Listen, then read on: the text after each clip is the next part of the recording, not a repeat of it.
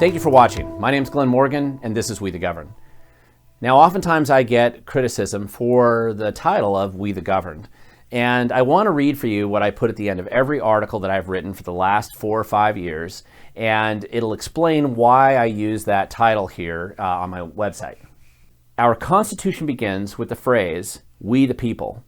It was the founders' intent that government be created by the people to serve the people. It wasn't their intention for the people to serve the government.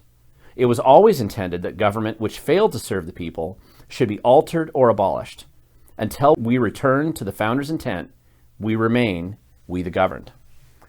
And I think that if you're living in a lockdown state, as I am in Washington state, and if you have governors and bureaucrats addicted to the idea of lockdown, telling you whether or not you can have 6 or 5 or 10 people at your Thanksgiving dinner, whether or not you can have Christmas at all, whether or not you can go work out in a gym, whether or not you can go to church, whether or not you can go to school, I think that this video, which was recently sent to me by a viewer, and I haven't done this before, but I just like this video. I think it's appropriate for the world in which we live right now, in lockdown world. I think that you'll appreciate that, and please watch this video and tell me what you think.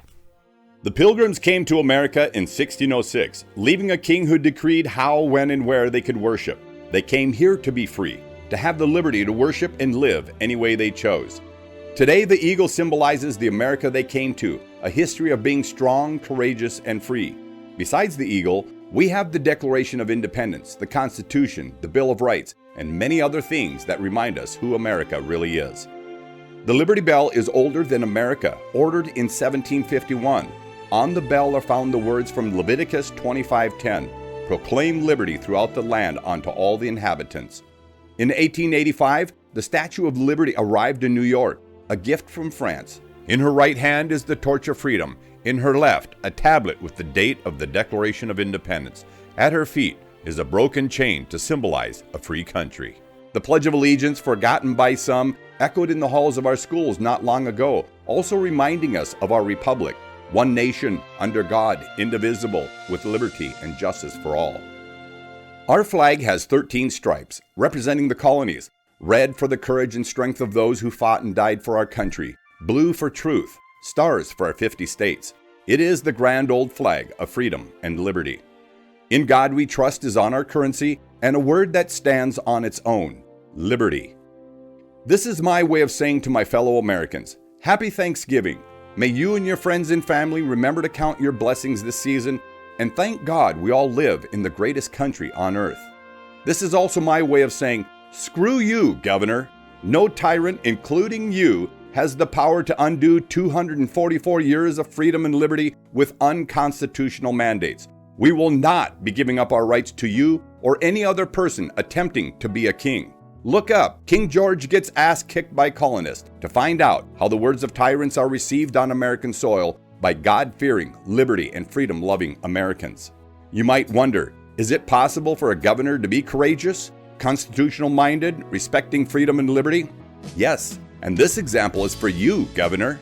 The best example of a really great governor was the governor from Virginia.